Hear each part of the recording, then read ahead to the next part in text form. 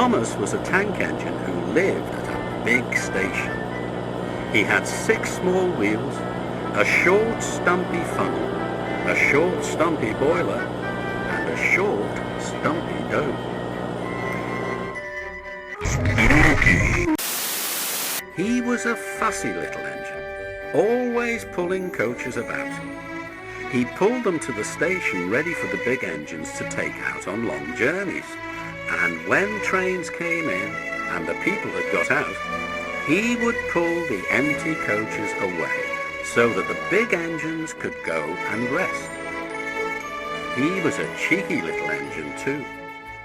He thought no engine worked as hard as he did.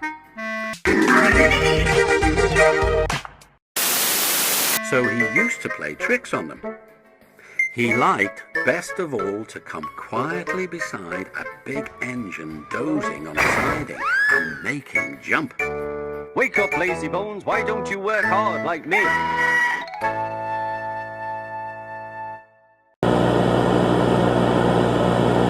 Poco!